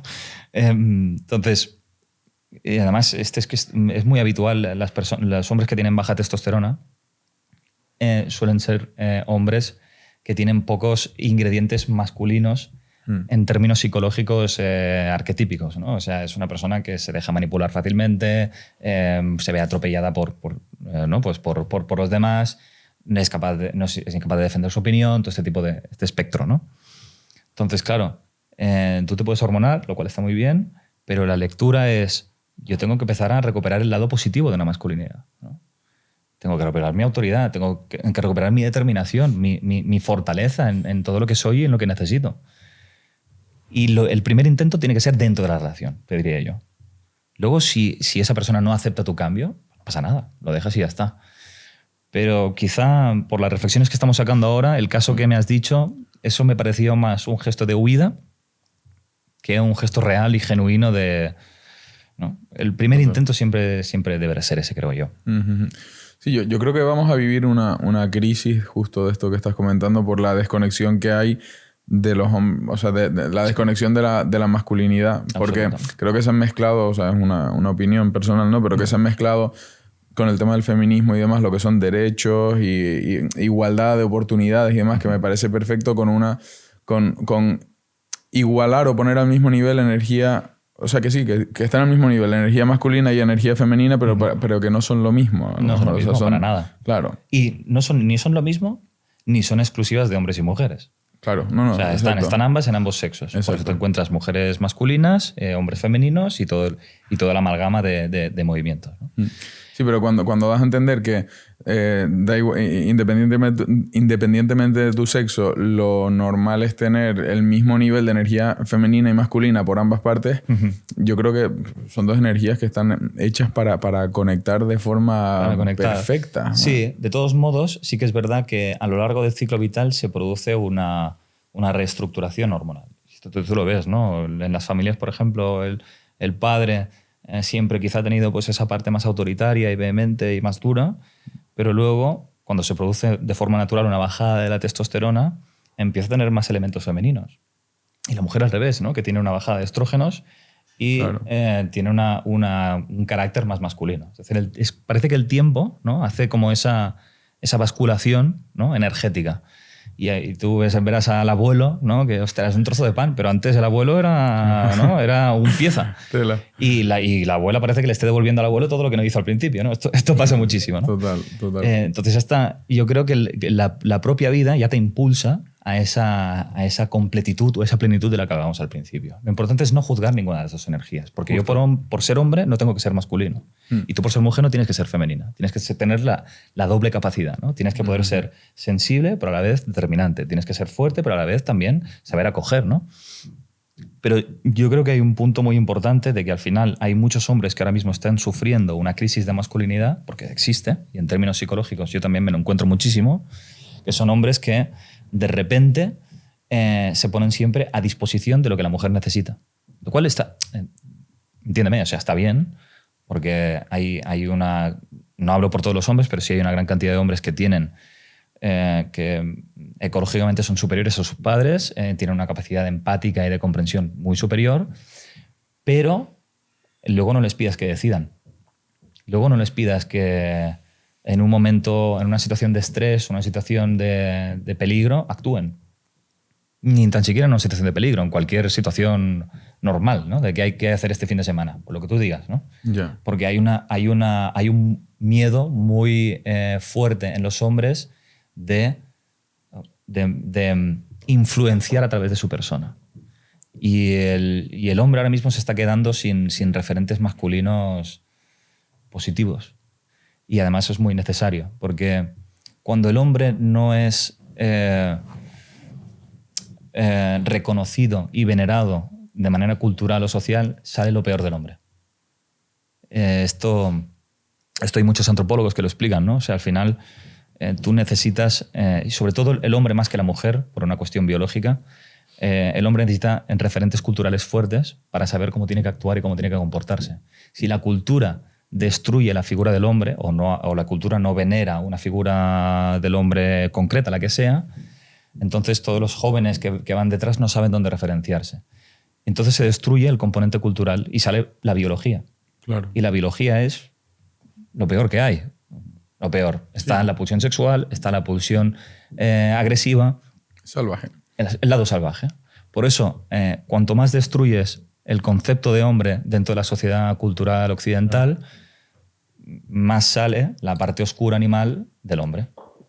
Por eso creo que esto puede explicar en cierto modo la correlación que hay en ¿no? lo que se ve en los últimos años de la reducción en lo que es la veneración de esas figuras con el aumento de determinados crímenes sexuales o abusos, etcétera, ¿no?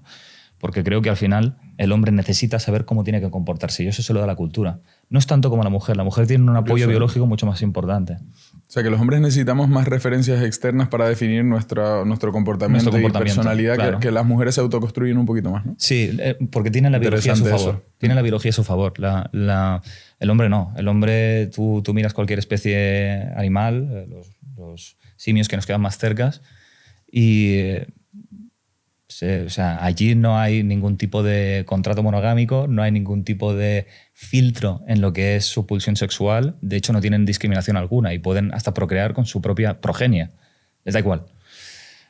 La mujer no. La mujer tiene un bagaje biológico que va a su favor y a favor de construirse como mujer y como madre, que luego también se puede apoyar en él cuando tiene que identificar cómo ejercer su función materna, porque su inversión parental es mucho más superior. El hombre, hay un punto, ¿no?, en todo su proceso evolutivo que se da cuenta de que permaneciendo al lado de las crías, esas crías tienen más posibilidades de sobrevivir. Y entonces, para eso, tiene que dejarse llevar por su pulsión sexual y centrarse solamente en una relación. Y automáticamente muchos de los machos que eran absolutamente inservibles, cada uno tiene su propia relación sexual y monogámica, a favor de la progenie y de su adaptación y de su desarrollo. Pero claro, para eso tiene que producirse una ruptura, que es, yo ahora ya tengo que controlar mis impulsos sexuales. Y también tengo que controlar mis impulsos agresivos para con otros machos para competir por las hembras. Claro. Eso te lo da la cultura. De hecho, el contrato monogámico, esto hay un libro muy interesante de Luigi Zoja, que se llama El gesto de Héctor, que lo explica ampliamente. El contrato monogámico entre hombre y mujer, entre macho y hembra, se considera el inicio de la cultura, de la protocultura. Ahí es donde se construye todo, ¿no? Las reglas sociales y cómo tenemos que comportarnos, etcétera, etcétera. Claro, la mujer, lo que te decía, tiene la biología a su favor desde siempre y ella sabe, por ejemplo, cuando se convierte en mujer, por su cuerpo. Lo sabe a través de la menstruación. Tú y yo no lo sabemos, porque no tenemos ningún proceso biológico que nos lo diga. Claro. La mujer sabe cuando pasa de mujer a madre por el embarazo. Claro. Sabe cuando pasa de madre a la tercera edad por la falta de... por la menopausia. Claro. Nosotros, como hombres, no tenemos ninguno de estos procesos biológicos a nuestro favor.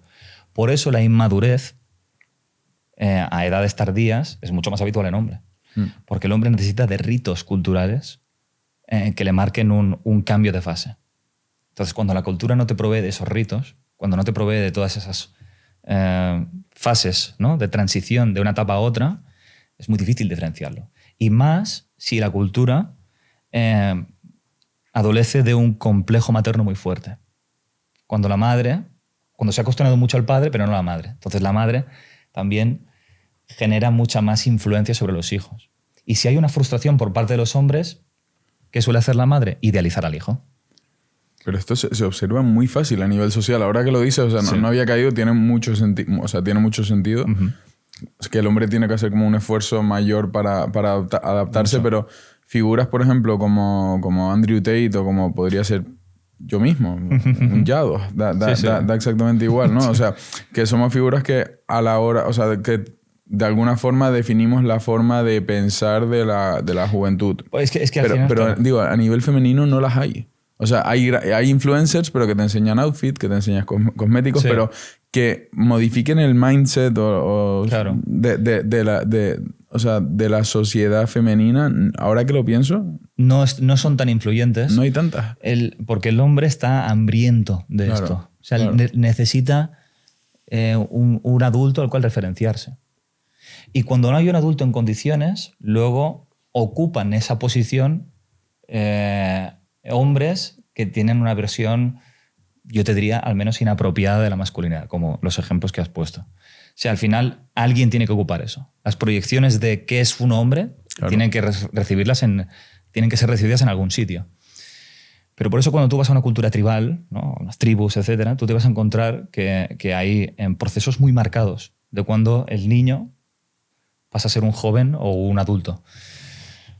Yo recuerdo Con ritos y demás, te refieres, con ritos y ¿no? demás, O sea, ¿no? Por ejemplo, ahí recuerdo el caso de una tribu que además es un proceso en el que participa toda la familia y toda la cultura, ¿no?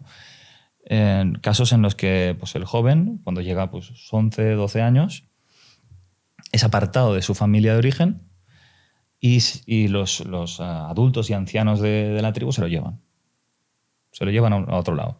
Y esos adultos empiezan toda una serie de ritos con el chico. Uno de ellos, en este caso, tomaban un cuchillo y le hacían un corte a ese chaval. ¿No? Que aquí no puedo pensar, Sí, pero menudo sadistas, ¿no? Pero ¿qué pasa después? Que toman ese cuchillo y todos los adultos que están formando parte de ese círculo también cortan. Y se cortan el brazo. Y van poniendo toda la sangre en un cuenco que al final ese hijo es alimentado con esa sangre. Y el hijo entiende, ok, las armas no solamente pueden hacer daño, sino que también pueden alimentar.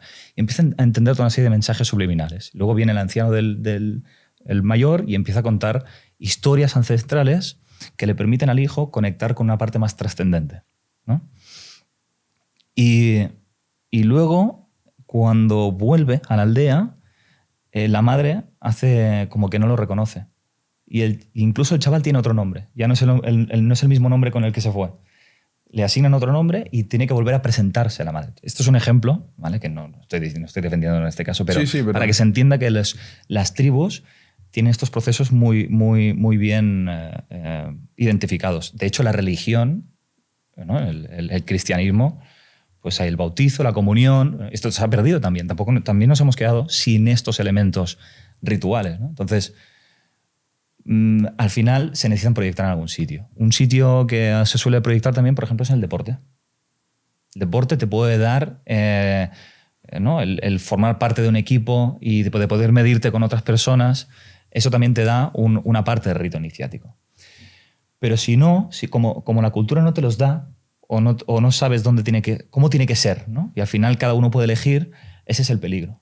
Tú observas una pandilla de jóvenes por la calle, unos delincuentes, y lo que te estás viendo es a toda una serie de jóvenes que no tienen padre y que no hay una figura de autoridad en sus casas. Y el joven que permanece en esos espacios, lo que está intentando de todas las maneras es encontrar esos procesos iniciáticos, ¿no? ¿Qué es una familia? ¿Cómo es vivir en una hermandad? ¿Cómo son los valores de honestidad, de lealtad? ¿Cómo es todo eso? Y muchos jóvenes pueden conseguirlo, pero muchos otros no en esos contextos. Pero es así. Al final el joven adolece de esas figuras y se deja llevar por esas pulsiones que son más animales. Total. Me gustaría volver a abrir un melón que creo que interesa mucho a muchísima gente, el tema de las relaciones de pareja. Muchas veces se trata a las parejas como un plural, un conjunto, y después hay, por ejemplo, un clip de estos de Will Smith muy famoso, ¿no? que dice, no, al final ella es una persona independiente, tiene que ser feliz por su camino y yo en paralelo, por mi camino paralelo, la acompaño dentro también de mi felicidad, pero muchas veces esto también se rompe, ¿no? Y las parejas tratan de, no, es que tenemos que ser felices los dos juntos porque somos uno. ¿Cuál es tu lectura de esto o lo que te encuentras? Sí, a ver, Will Smith, ya sabemos cómo ha terminado o lo mucho que ha sufrido su relación. Entonces, los consejos que puedo decir también hay que tomarlos con pinzas, ¿no? Porque al final, el mayor ejemplo es el ejemplo, ¿no? Si tú no disfrutas de tu relación, voy a relativizar tus consejos. ¿Se divorció? No lo sé, pero sé que no lo llevaba bien el hecho de que su mujer estuviera con otros hombres. Creo que además que tomó esa decisión de manera forzada. Espérate, porque puse este ejemplo sin saber esto, ¿eh? Sí. Que la mujer estaba... La mujer estaba con otros hombres, o sea, defendían un poco la relación abierta hasta donde yo sé, porque yo tampoco soy un experto en la vida de Will. Bueno, pero obviando el ejemplo de Will y entrando en parejas, en sus problemas, está bien tratar la pareja como un todo, como algo conjunto, como algo totalmente independiente, como algo mixto. Mi forma de verlo es que yo creo que tiene que ser la prioridad. O sea, esto es como quien establece pues, la lista de prioridades de su vida. Creo que la pareja o el matrimonio tendría que estar en el primer lugar. Creo que es un error cultural el hecho de enaltecer de forma desmedida toda la parte laboral y toda la parte de desarrollo profesional. De hecho, bueno, hay un libro de Bronnie Ware que habla de los 5 mandamientos para tener una vida feliz, que ella recaudó pues, cuáles son los 5 arrepentimientos más grandes que toda persona tiene cuando ve llegar a su muerte, ¿no? Ella era una enfermera que estuvo en cuidados paliativos con enfermedades muy graves. Yo vi un estudio parecido, yo no es universitario. Y uno de los arrepentimientos era, he trabajado demasiado en mi vida y he disfrutado poco de mis relaciones. Total. Tú en una cultura ves, pon esfuerzo, horas, ¿no? Y toda tu energía en un proyecto, pero no lo ves en una relación. O sea, yo por mucho que mire, nadie da ese mensaje para cultivar una relación. Y es un problema. Porque además se ha demostrado, esto hay un estudio muy interesante en Harvard, el más largo que se ha hecho, ¿no? que midieron, creo que un grupo de 100 personas, desde sus inicios hasta su edad adulta, para tratar de ver cuáles eran los factores que hacían una vida saludable y feliz. Y se dieron cuenta de que las personas que disfrutan de relaciones de calidad, eso es lo que te da sobre todo el elemento de la felicidad, el contacto humano. Y eso no significa que tú no tengas una relación en la que discutes o en la que tengas problemas o conflictos. Pero sí que eso, por encima hay una capa de confianza, de querer el bien para el otro y de querer lo mejor para el otro. Entonces yo creo que el tú poder construir una relación en estas connotaciones ayuda a parar los golpes que te puede dar la vida, ¿no? Si a ti un proyecto no te funciona, pero luego vuelves a casa y lo que verdaderamente importa y lo que nutre realmente la base de tu vida está en su sitio, entonces puedes estar tranquilo. Y en contrapartida, si a ti te funciona muy bien el trabajo, pero luego llegas a casa y nada de lo que hay ahí dentro te representa, tienes un problema.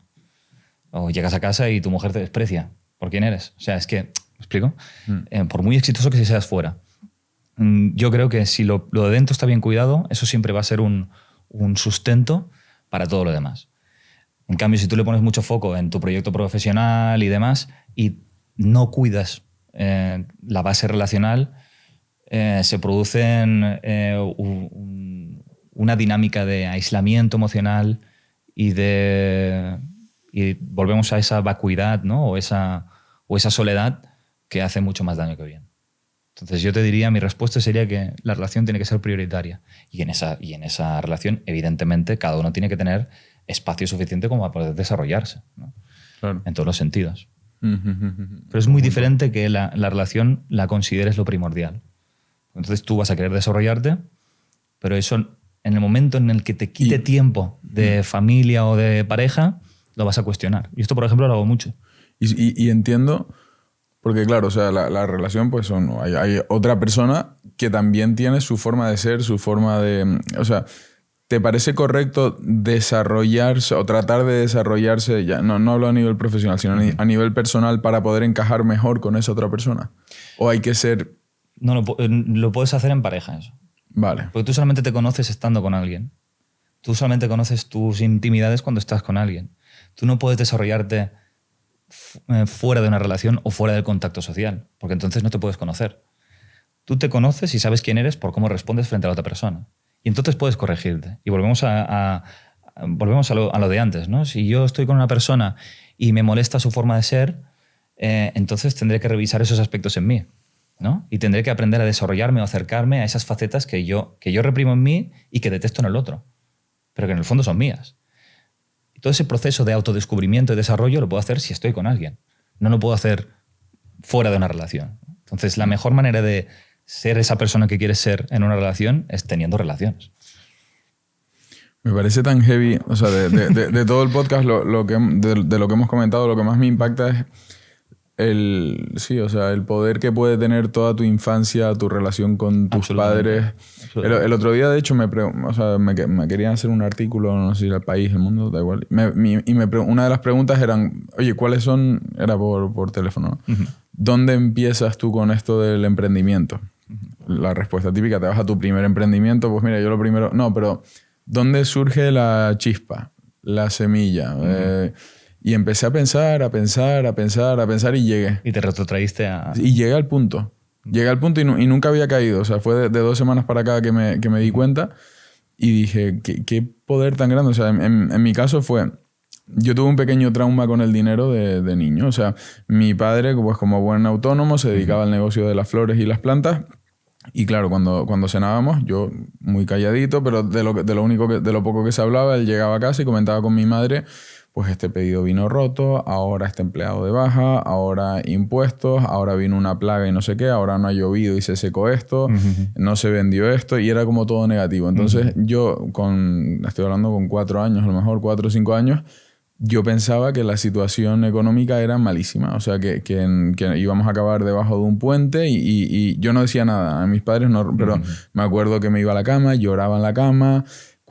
Vivía súper angustiado durante, igual te hablo 2, 3, 4 meses, no sé, o sea, pero recuerdo esa angustia y el estar en la cama súper preocupado, ¿qué vamos a hacer? ¿Qué vamos a hacer? Si no hay dinero no se puede comprar comida, o sea, un pensamiento muy obsesivo, ¿no? Muy simple y muy obsesivo. Me recuerdo también perfectamente cuando me daban 10 euros por las notas, por haber aprobado todo, me daban 10 euros. Y me acuerdo esperar a que se durmieran mis padres y levantarme y metérselo a mi madre otra vez en la cartera, devolvérselo para que, pues si yo no quiero juguetes, no quiero nada. Y era súper...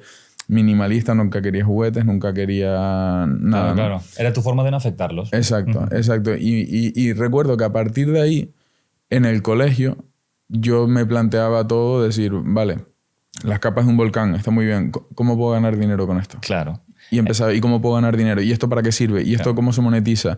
Y empezaba a ver y a fijarme mucho en los negocios. Y decía, es que aquí esta cafetería tiene pocas mesas y está todo el mundo con un café sentado y nadie se mueve. Esto tiene poca rotación y hay 2 camareros. Esto es un mal negocio. Sí. Pero después había un kiosco que venden helados y helado y helado y helado y esto es un buen negocio. Y ahí...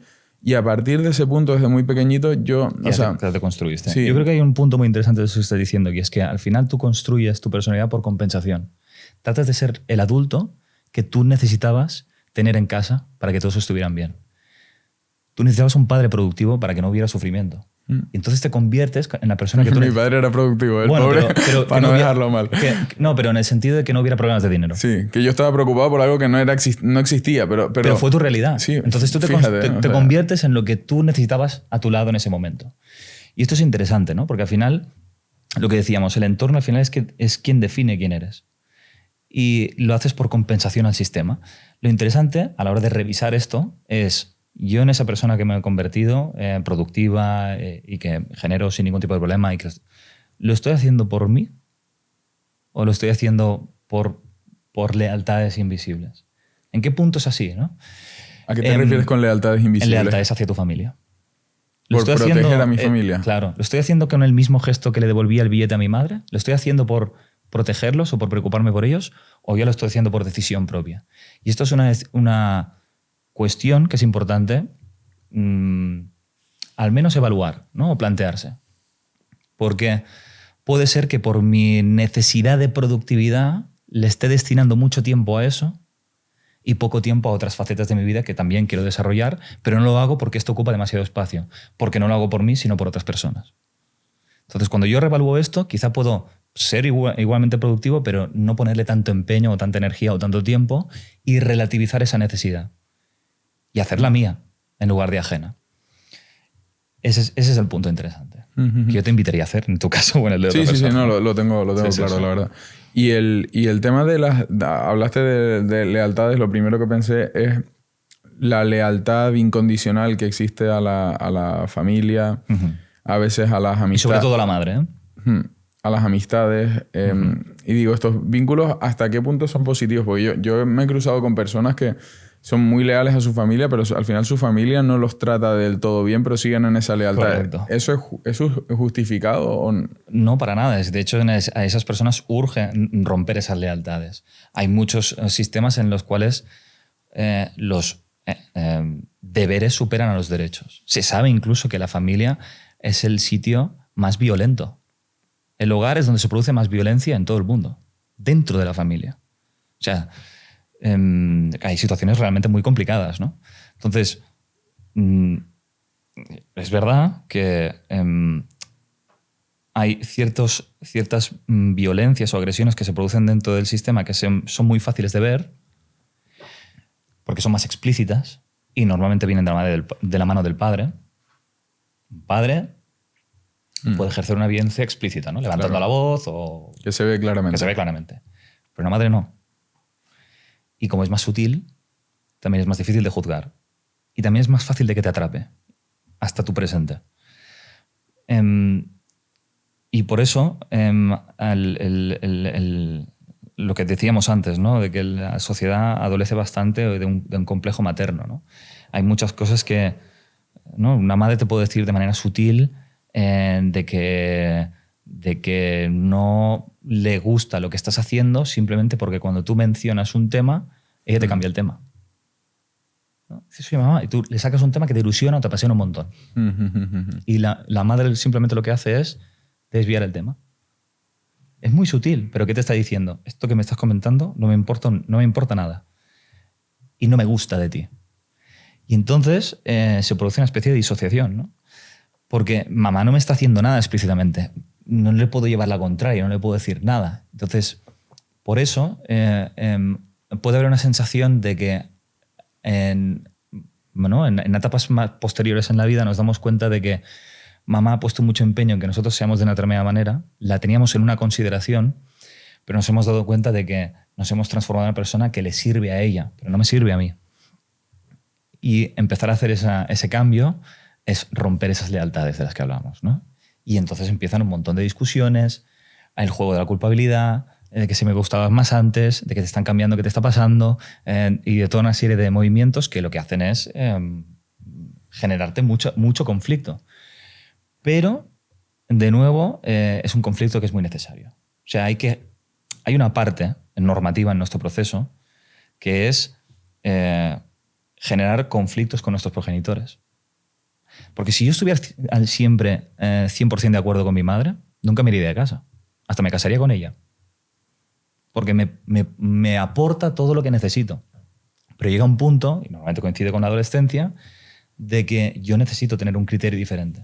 Y para eso tengo que nutrirme de otras personas más allá de ellos.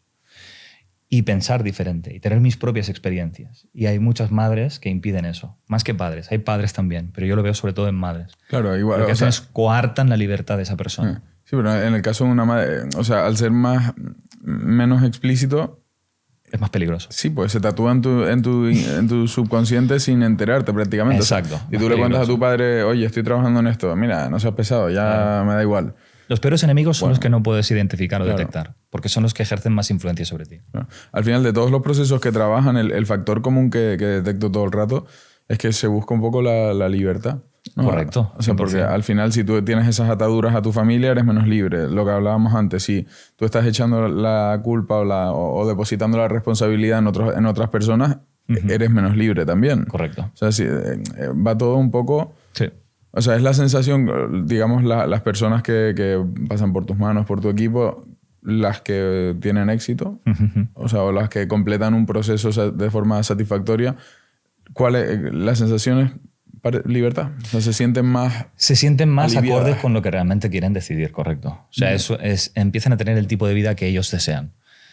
Y tú puedes empezar a plantearte el cambio en la medida... O sea, fíjate, te lo diré de otra manera. Tú puedes tener esa necesidad de cambio sin que te des cuenta. La manera en que te das cuenta es cuando aparecen los conflictos en la vida. Cuando las cosas no te funcionan bien o cuando tú estás insatisfecho. Esas insatisfacciones o esos conflictos son un llamado a tu cambio. Ese es el lado positivo del conflicto. Si no hubiera conflictos, no tendríamos necesidad de cambiar. Entonces, cuando aparecen, es porque nosotros queremos ser alguien diferente. Y lo que enseñamos es a interpretar ese conflicto de la mejor manera posible. Siguiendo un poco tu ejemplo, aunque no casi directamente contigo, pero si yo me convertí en una persona súper productiva, quizá yo empiezo a tener una insatisfacción por no tener una relación estable o por no tener una familia o por pasar poco tiempo con ellos. Y empieza a dolerme esa parte. Eso es un llamado a cuestionar tu forma de ser. Y a cuestionar si esa personalidad que tú has construido obedece realmente a tu voluntad o a una voluntad de terceros. Ese es el lado positivo del conflicto. Y antes de terminar, hay un tema que sí me llama mucho la atención y es, o sea, a nivel de gestión emocional, hay personas que necesitan sacarlo todo, ¿no? Y expresarse y hablar con otras personas. Y hay personas que, no sé si es así, o que ellos mismos consideran que son un poco como una trituradora, que se lo pueden quedar dentro y un poco digerirlo todo hasta que desaparece y no necesitan expresarse tanto. Estas personas, el segundo tipo de persona, normalmente puede hacerlo con éxito y es algo real, consigue hacer ese proceso, o está tapando un no querer abrirse, está queriendo quedarse dentro de su coraza y eso le puede hacer daño. Yo te diría que volvemos a los extremos, ¿no? El extremo es la parte mala. Es decir, está bien que tú tengas una inercia en funcionar así, pero lo que tú no te puedes permitir es no expresar las cosas por no molestar, por ejemplo, o por no afectar a los que están a tu alrededor. Tienes que darte el permiso para poder... no sé, mostrar quién eres, en definitiva, y mostrar tus sentimientos. Porque si no, al fin y al cabo, la persona que siempre se lo guarda todo por no molestar o por complacer socialmente o por priorizar las necesidades de los demás, se deja en un segundo lugar y todo ese movimiento emocional, a fuerza de no expresarse, te termina haciendo daño a ti. ¿Y cuál es la forma de hacerte daño? Tú puedes caer luego en adicciones, puedes caer en depresiones, en ansiedad, en todos los diferentes trastornos psicosomáticos. Se sabe que las enfermedades, el 90% de las enfermedades tienen un carácter psicosomático. O sea, hay un componente emocional muy fuerte. Y la persona que está sistemáticamente no haciendo caso a los impulsos que brotan de su cuerpo, se está desconectando de su biología. El 90% de las enfermedades... Sí, un porcentaje altísimo, altísimo. Que somatizan a través del intestino, por ejemplo, ¿no? Que Sí, tiene mucho... Claro, o sea, al final todo ese movimiento emocional que hay en el cuerpo, si tú no haces caso a eso y no le das una expresión normal a través de tu psicología, a través de tu comunicación y a través de tus relaciones sociales, esos impulsos por algún lado tienen que salir y toman la vía subterránea de los órganos, del cuerpo. Entonces, todas las personas que por lo general, ya te digo, son un patrón muy habitual, tienen dolencias psicosomáticas, están muy desconectadas de lo que realmente necesitan y de lo que brota de su cuerpo. Y pueden tener ese patrón de decir, no digo nada de lo que me molesta, no quiero incordiar, no quiero generar disrupción o conflicto por conveniencias sociales, ¿no? Por priorizar el bienestar del colectivo, por ejemplo. Pero me jodo yo. Y somatizan. Y el cuerpo evidencia tu disconformidad con quién eres y la necesidad de que cambies. El cuerpo no engaña. Dice, ok, tú no me haces caso, ¿no? Tu mente, cerebro, sí que no obedeces a lo que emana de tu cuerpo. No pasa nada, ya tiro yo solo. Y te voy a hacer ver que realmente eres incongruente, ¿no? Volviendo un poco a ese valor. Las personas que tienen, sobre todo si son enfermedades crónicas o enfermedades cada vez pues, importantes, ¿no? O sea, en función de la gravedad de los síntomas, pues también más nivel de incongruencia. Y más tiempo llevas tú renunciando a esos impulsos emocionales o esas expresiones que de alguna manera por juicio te reprimes. Porque ese es el problema. Las emociones, el juicio que tenemos hacia ellas. El momento en que juzgamos que la tristeza es mala, que la alegría es mala, porque hay gente que no se lo permite, hablar de sus éxitos o de lo bien que le va la vida, de juzgar la agresividad o la ira o la cólera. Cuando juzgamos esas emociones, demasiado tiempo, hay que darle expresión de algún modo. Y a fuerza de no querer molestar a los demás, te jodes a ti, básicamente. Total. Sí.